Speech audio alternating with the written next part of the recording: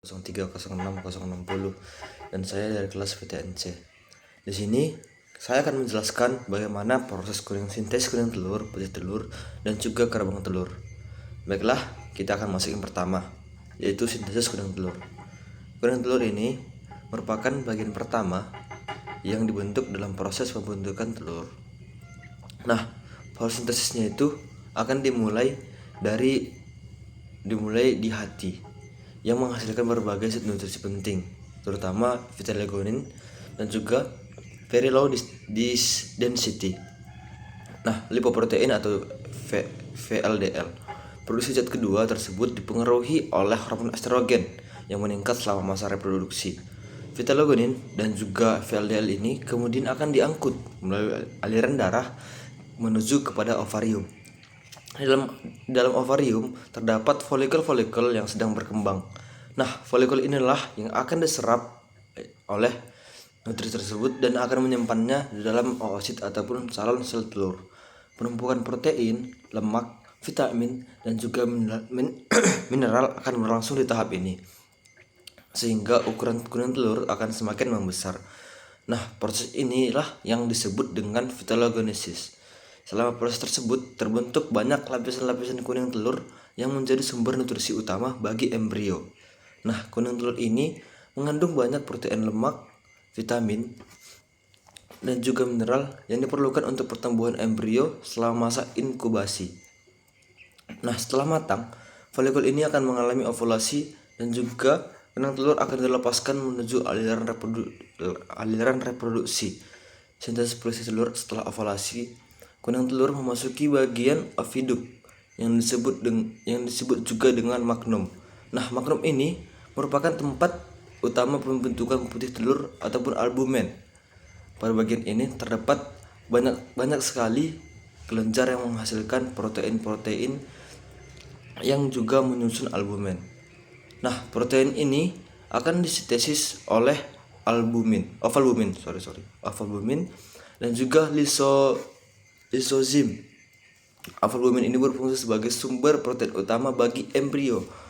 Ovotransferin membantu menghambat pertumbuhan bakteri dengan mengikat zat besi. Nah, ovomucin memberikan tekstur kental pada putih telur, sedangkan lisozim berfungsi sebagai zat antibakteri. Nah, protein-protein tersebut yang sudah saya sebutkan tadi akan disekresikan bersama air sehingga membentuk lapisan putih telur yang mengelilingi kuning telur selama berada di magnum. Nah, kuning telur ini akan berputar terus sehingga membentuk kalaza, yaitu struktur seperti tali yang menjaga posisi kuning telur tetap berada di tengah telur. Pembentukan putih telur inilah yang berlangsung selama 3 jam.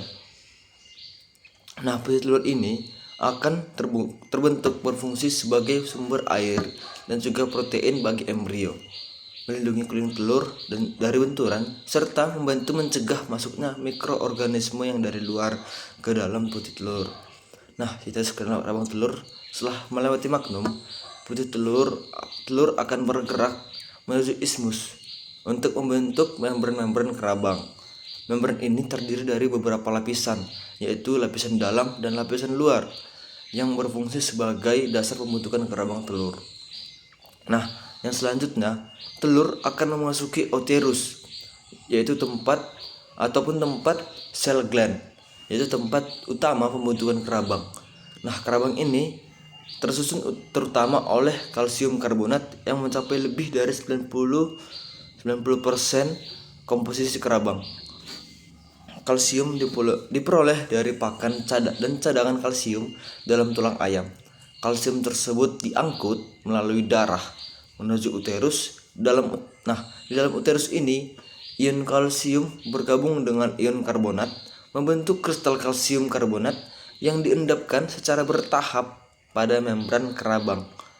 Nah, proses-proses ini berlangsung selama sekitar 8 jam hingga 20 jam, merupakan tahap pertama dalam pembentukan telur.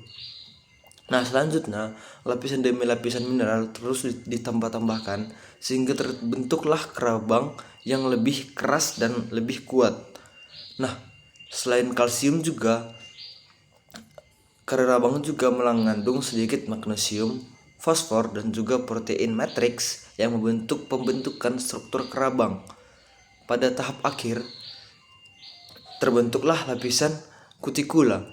Nah, lapisan kutikula inilah yang membagi ataupun yang melindungi kerabang dari bakteri yang mengurangi kehilangan air.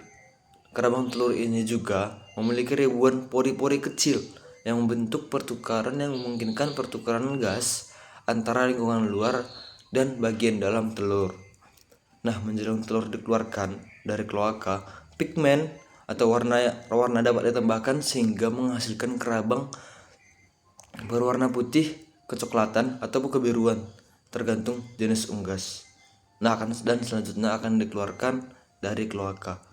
Nah, demikianlah penjelasan saya mengenai pembentukan putih telur ataupun protein telur. Sekian dan terima kasih.